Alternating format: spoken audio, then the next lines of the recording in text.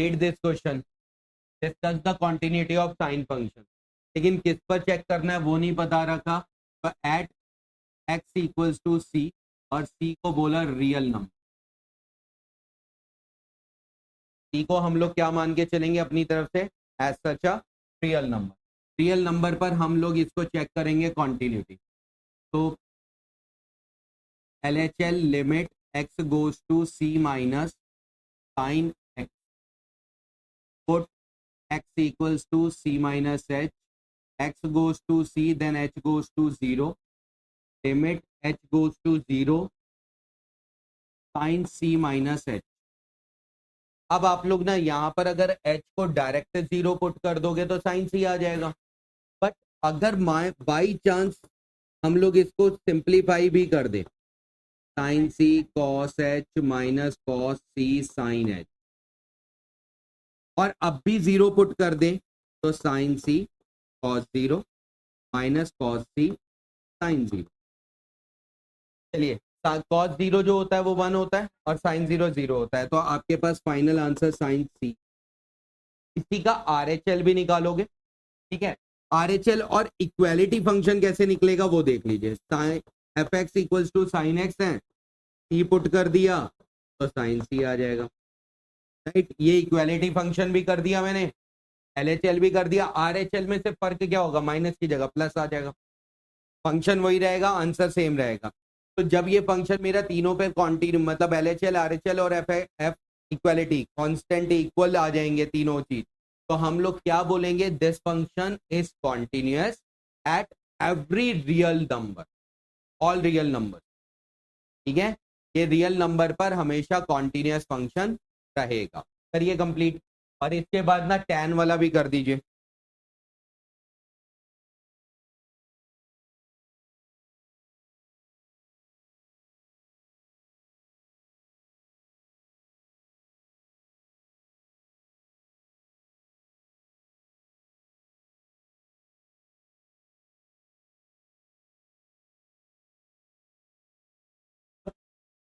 Zero by zero की form में इन, मतलब हमारे पास ना simplification, it need a simplification. For example मैंने पाई बाय 4 पुट किया, ऊपर भी पाई बाय 4 पुट किया, नीचे वाले एक्स पे, तो ऊपर भी 0 आ गया, नीचे भी 0 आ गया। जब कभी भी 0 बाय 0 की फॉर्म आ जाती है तो उसका मतलब क्या होता है, फंक्शन को सिंप्लीफाई करिए, फंक्शन को सिंप्लीफाई करिए। तो बेटा मेरे पास ना फंक्शन को सिंप्लीफाई कैसे करना है वो देख।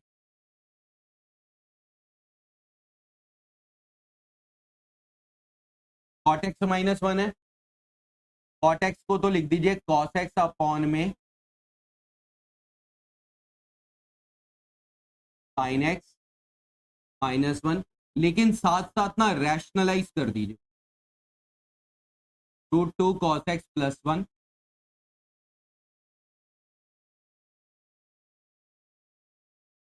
बोलिए क्लियर इतना। मैंने न्यूमरेटर से रेशनलाइज किया और कॉट को बदल दिया कॉस अपॉन साइन में।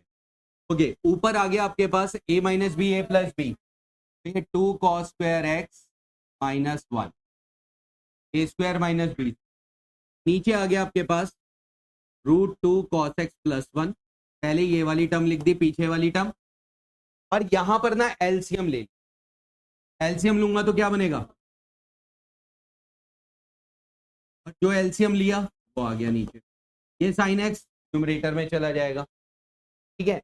लेकिन साथ साथ ना एक काम और करना, डिनोमिनेटर से भी रेशनलाइज कर दे। अब डिनोमिनेटर में तो कोई रूट, ये रूट वाले से नहीं करना, cos x minus sign X है ना, तो cos x plus sine x से मल्टीप्लाई डिवाइड।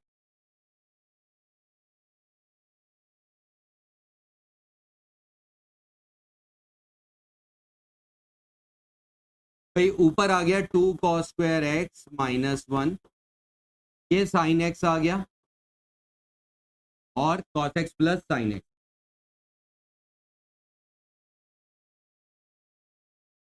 डिनोमिनेटर में आपके पास root 2 cos x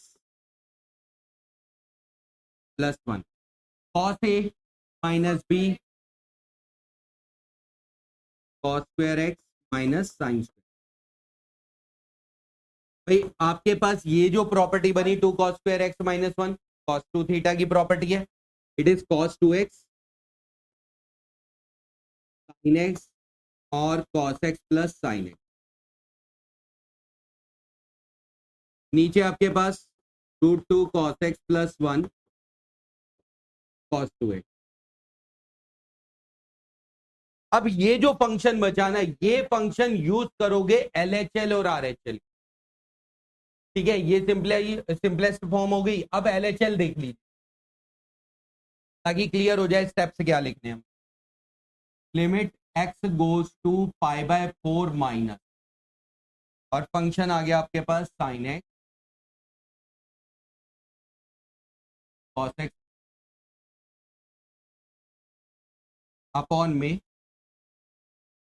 √2 cos x। Clear हुआ?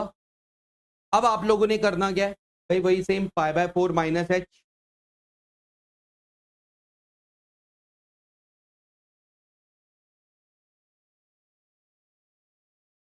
लिमिट h गोज टू 0 हो जाएगा sin π/4 माइनस h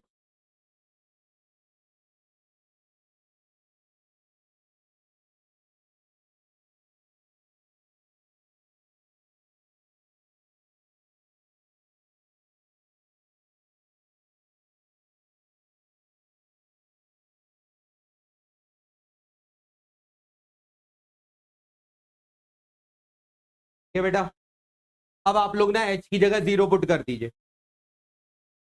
h की जगह 0 पुट करोगे तो sin π/4 cos π/4 again sin π/4 √2 cos π/4 plus 1। sin π/4 होता है 1/√2।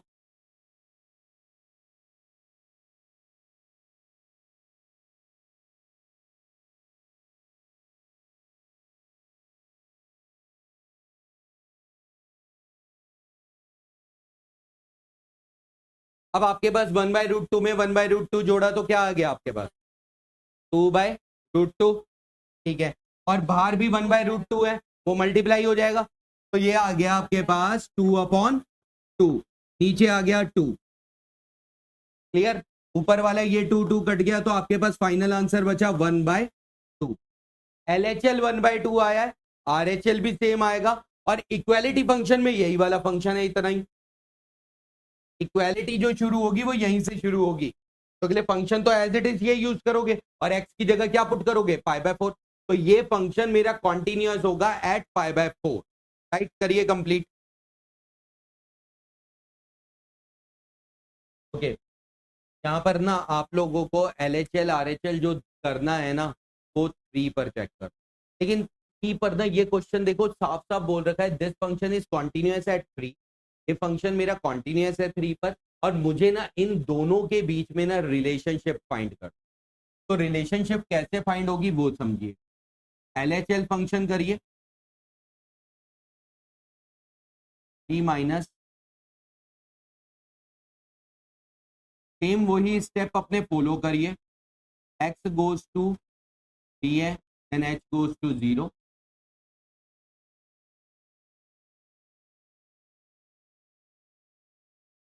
h की जगह 0 डाला, 3a प्लस 1। ठीक है, RHL निकाल लीजिए।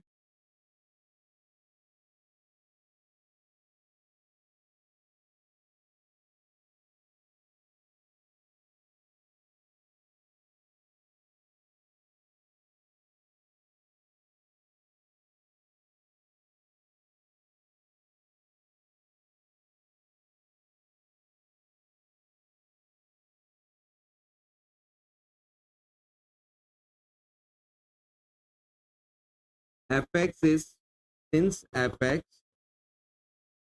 is continuous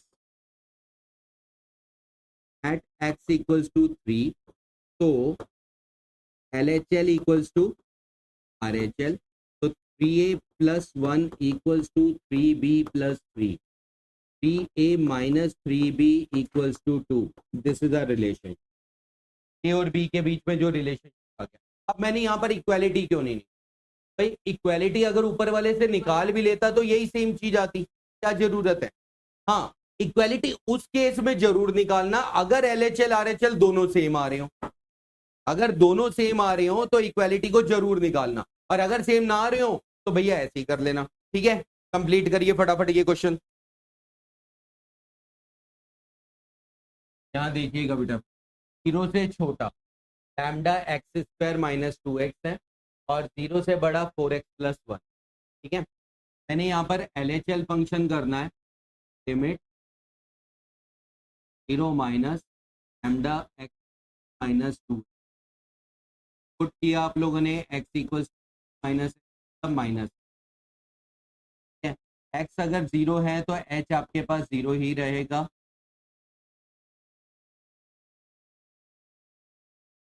माइनस h का स्क्वायर और माइनस h की जगह आप 0 पुट करोगे, पूरी टर्म 0 हो जाएगी, लैम्डा मल्टीप्लाई 0 आ ठीक आएगा ना। RHL कर दीजिए।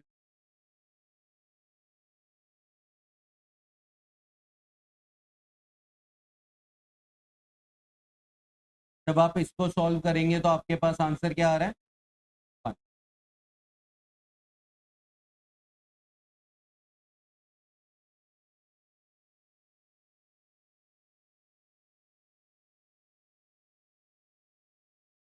It is called 1. Since fx is continuous at x equals to 0, ये क्वेश्चन में बोल रखा है कि ये फंक्शन मेरा कॉन्टिन्यूस है 0। ठीक है, तो इसका मतलब सो LHL इक्वल्स टू, LHL में आ गया लैम्डा इंटू 0, RHL में 1। ठीक है, लैम्डा की वैल्यू क्या आ गई? 1/0। 1/0 मतलब इनफाइनाइट वैल्यू। तो लैम्डा की इनफाइनाइट वैल्यूज क्या है? लैम्डा मे बी या any number, any real number, कुछ भी हो सकता है ना लैम्डा। मुझे क्या पता लैम्डा क्या है? जब यहाँ पर लैम्डा इक्वल्स टू इन्फिनिटी आ रहा है तो इसका मतलब lambda may be any number. तो लास्ट में आप लिखो therefore lambda may be any real number. Sir positive infinity, negative infinity, minus तो जीरो के साथ देखा ही नहीं जाएगा ना। यहाँ पर ऐसा कुछ भी नहीं है पॉजिटिव इन्फिनिटी। अगर पॉजिटिव इन्फिनिटी में भी है तो लैम्डा तो बहुत सारे नंबर हुए है, तो इनफाइनाइट नंबर। तो रियल नंबर्स लिख दो, अपना खत्म करो। क्यों? क्योंकि लैम्डा 0 नहीं हुआ। अगर क्वेश्चन में यहाँ देखो तो लैम्डा 0 नहीं हुआ, लैम्डा का कॉफिशिएंट ही 0 हो गया, उसकी वजह से पूरा फंक्शन 0 हो रहा है। तो मैंने आप लोगों को एक बेसिक कॉन्सेप्ट बताया कि दोनों को अगर इक्वेट करता हूं तो लैम्डा का मतलब इनफाइनाइट वैल्यूज आती हैं। इनफाइनाइट वैल्यूज कुछ भी हो सकती हैं, इसीलिए लैम्डा में बी एनी रियल नंबर। मतलब लैम्डा यहाँ पर 5 होता तब भी ये 0 आ रहा था, 6 होता तब भी 0 आ रहा था। तो लैम्डा कुछ भी हो वो तो 0 से मल्टीप्लाई होने पे 0 ही देगा। That's why it is lambda में बी एनी नंबर। क्लियर हुआ? करिए complete.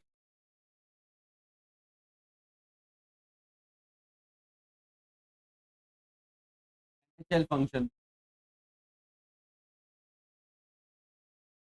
0 minus 1 minus cos 4 upon में 8